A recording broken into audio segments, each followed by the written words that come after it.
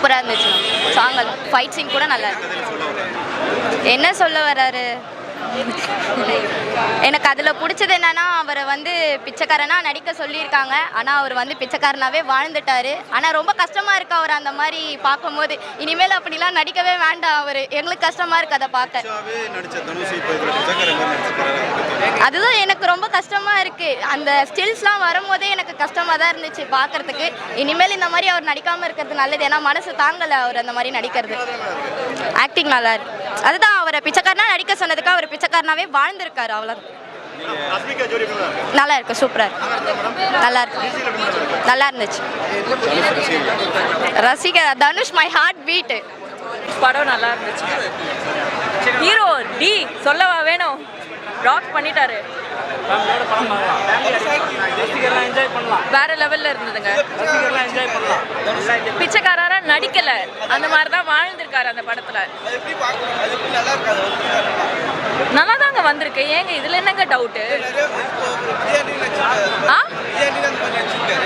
Okay, இதுல naturality இருந்தது. ஐ மீன், நான் எந்த ஆக்டரையும் டவுன் பண்ண விரும்பல, பட் இதுல நேச்சுரலா இருந்தது. அண்ட் இது கண்டிப்பா நேஷனல் அவார்டு வரும் அவருக்கு. ஒரே மாதிரி சாப்பாடு சாப்பிட்டா அவங்க எல்லாருக்கும் போர் அடிச்சிடும்ல. வேற வேற சாப்பாடு தானே. ஒரு நாளைக்கு பிரியாணி, ஒரு நாளைக்கு தயிர் சாதம் சாப்பிட்டா தானே நல்லா இருக்கும்.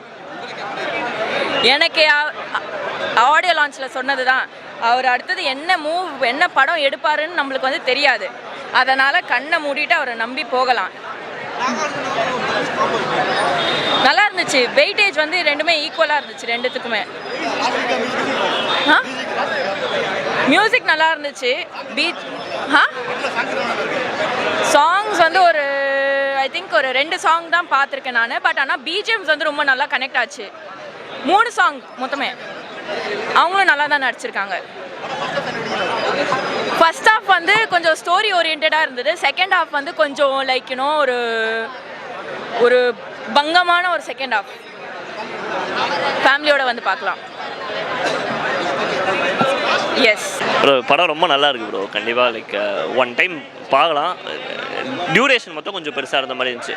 பட் மற்றபடி ஒரு வெரி குட் வாட்ச்சு.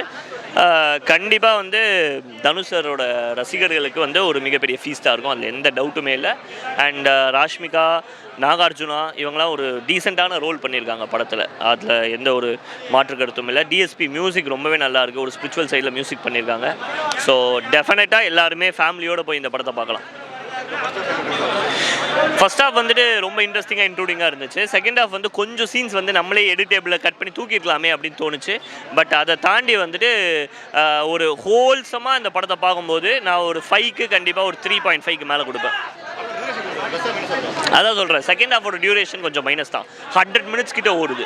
அவ்வளோ ஓட்டிருக்க வேணாம். ஒரு 70 மினிட்ஸோட கட் பண்ணி தூக்கியிருக்கலாம். அந்த கேட் அண்ட் மவுஸ் கேம்னு சொல்லிட்டு அவர் போன இடத்துல சுற்றிட்டு இருக்காரு. அது பண்ணாமல் இருந்திருக்கலாம்னு தோணுச்சு. பட் இது தெலுங்கு ஆடியன்ஸுக்கு வந்து பயங்கரமாக ஓக் ஆகும்.